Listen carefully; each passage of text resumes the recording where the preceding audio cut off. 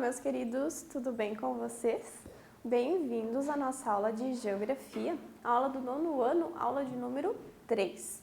Eu sou a professora Flaviane e não deixem de ter em mãos os materiais para vocês irem anotando, ao longo da nossa aula. Isso vai ajudá-los a responder as atividades depois. Vamos começar então. Hoje a gente vai conversar um pouco sobre questões econômicas, a economia global, então a economia mundial. Qual que é o nosso objetivo? Entender as questões de globalização voltadas à economia.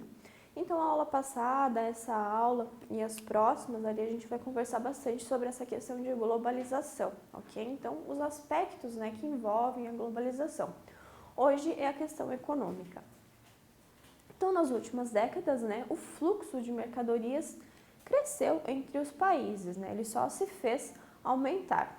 As empresas elas se tornaram transnacionais. O que é isso? Elas expandiram a sua atuação para além do seu país de origem, Então, a gente tem exemplos aqui, inclusive no nosso estado, a WEG, por exemplo. A WEG é uma empresa de Jaraguá do Sul, a sua sede, a sua origem está ligada à cidade de Jaraguá do Sul, porém, ela tem filiais, ao longo do mundo, então é uma empresa transnacional já, Essas empresas, têm a sua sede em um grande centro comercial e as suas filiais, elas são distribuídas, em outros países. Os ramos de atuação são os mais variados, desde alimentos até a confecção de roupas, energia, automóveis, então, são os mais variados ramos que essas empresas, elas atuam. Os países onde as filiais se instalam, normalmente eles oferecem algumas vantagens, para redução do custo de produção, como por exemplo, uma mão de obra um pouco mais barata, a matéria-prima mais barata ou de mais fácil acesso ali para aquela empresa, E em troca, essas transnacionais, essas empresas, elas oferecem emprego e renda ao local. A gente tem o caso, da BMW ali em Araquari, em Joinville, onde Araquari é uma cidade, ao lado de Joinville, Se faça ali, a localização ali é muito próxima, uma ao lado da outra, mas, ou seja, a empresa BMW, ela se instalou ali naquela cidade de Araquari porque a cidade ofereceu melhores condições, melhores vantagens para que ela estivesse ali. Então, é isso que acontece, essa troca entre o local em que aquela empresa vai se instalar, ele oferece condições, facilidades, e a empresa, em contrapartida, ela vai gerar emprego e renda para aquele município. A imagem aqui ao lado, ela esquematiza o processo de transformação da produção mundial e como hoje ele ultrapassa as fronteiras. Então, vamos dar uma olhadinha aqui nesse esquema.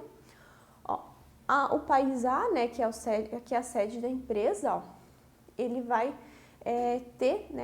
ele vai procurar outros locais para que seja instalada essa empresa, País C, empresa Z, filial X, com esses atrativos. Então, a mundialização da produção, essas empresas, elas procuram outros países, O país C, ou o país emergente, ele tem atrativos para essa empresa se instalar. E a partir disso, essa distribuição de mercadoria, ela é feita pro mundo todo. A globalização da produção e, por consequência, do capital, que é o dinheiro, permitiu expandir e consolidar a influência das empresas transnacionais, na economia global. Então, quando a gente fala de globalização, a gente fala dessa queda de fronteiras, queda de barreiras, dessas relações, dessas trocas. Essa expansão ocorreu, principalmente depois da Segunda Guerra Mundial, quando as empresas que antes, atuavam em países com maior desenvolvimento passaram as suas atividades para países com menor desenvolvimento. Por que principalmente isso ocorreu? Porque os países com maior desenvolvimento à época eram os países europeus. E como a guerra devastou a Europa, as empresas elas precisaram se reinventar, buscar outros locais para que elas pudessem estar acontecendo, para que elas pudessem continuar fabricando e produzindo. Então, elas procuraram outros países, com essas questões ali, menor custo de mão de obra, facilidade no acesso de matérias-primas. Então, os países em desenvolvimento foram os escolhidos. Aqui a gente tem a diferença entre as empresas transnacionais e multinacionais. Transnacionais são aquelas que têm a sede em um país mais desenvolvido e as filiais, elas estão presentes em países que ofereçam um menor custo de produção. Essas são as transnacionais. Já as multinacionais são empresas formadas por diferentes grupos de várias nacionalidades. Então, são várias empresas reunidas em uma só, em uma multinacional. Ok? Então, essa é a principal diferença. Transnacional, a empresa tem sede em um local e ela tem filiais espalhadas pelo mundo. Já uma multinacional são várias empresas, né, que se unem para um propósito ali, para uma produção. Ao mesmo tempo, né, que o processo de transformação abre espaço para concorrência, né, entre as empresas, ele cria também a cooperação por meio de alguns tipos, né, de relações econômicas. A gente tem os trusts, as holdings e os cartéis. Então, vamos ver a diferença entre cada um deles. O trust é a fusão, né, a incorporação de empresas para dominar um setor, e ele é dividido, né, em duas categorias, horizontal e vertical. Então, são duas empresas, normalmente do mesmo segmento, que elas se unem, tá, para que elas possam dominar um setor.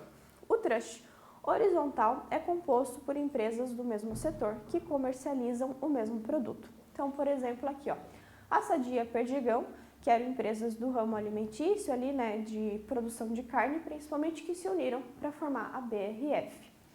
Já o trust vertical é composto por empresas cujos produtos, né, são diferentes uns dos outros. Os setores, inclusive, não costumam ser os mesmos, né? Então, empresas diferentes, elas se unem, tá, com o objetivo de se impor no mercado através de uma cadeia produtiva, da extração até a distribuição.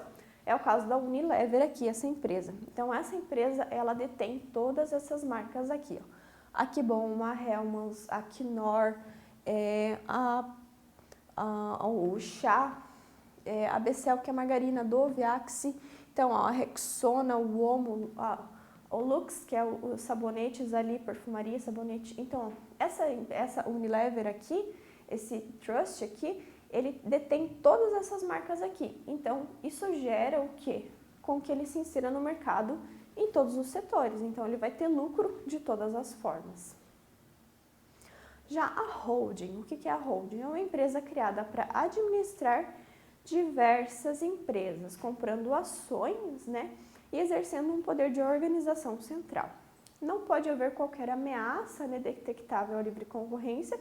Caso contrário, essas instituições, as instituições do governo, elas devem interferir. Então, a holding é o quê? A gente vai ter um administrador, né, que ele vai comprar ações, né, de determinadas empresas, né, algumas empresas ali, para que elas tenham chance no mercado, né, para que elas se organizem ali dentro do mercado. Já o cartel é uma associação ou combinação entre empresas, em geral elas são do mesmo segmento, então são empresas ali do mesmo segmento que elas se reúnem e fazem um acordo, né, para garantir o controle da produção e dos preços. É considerada uma ação anticomercial, então é um jogo sujo. Seria aqui um exemplo, um dos exemplos mais claros é em relação a postos de combustíveis. Então, ali 3, 4 postos, eles se unem, eles combinam que todos eles vão ter o mesmo preço ali de combustível e eles não dão chance ali para os outros poderem se desenvolver. Então, na verdade, é um jogo sujo, é considerado ilegal. Você não pode monopolizar, né, aquele setor ali através desse tipo de acordo. Por quê? Porque a livre concorrência é um dos maiores princípios do sistema capitalista. Juntamente com a livre iniciativa, né, ela mantém um mercado competitivo e equilibrado e garante que tanto empresários quanto consumidores eles possuem um poder de negociação dentro da economia. Ou seja, você como consumidor, você é livre para poder escolher o local que você quer consumir. Isso você pode escolher o local que tem o menor preço, que tem o melhor atendimento, que tem vai te garantir ali uma melhor qualidade. Então, você é livre para escolher. Então, não pode haver esse tipo de associação aqui para determinar aquele único preço para aquele determinado produto. Por quê? Porque um posto vai poder ter mais qualidade que o outro e você, né, vai fazer o quê? Quando uma única organização constrói um império comercial, ambos os princípios eles saem prejudicados. Então, esse princípio da livre concorrência, né, e de eu poder escolher o que eu quero consumir.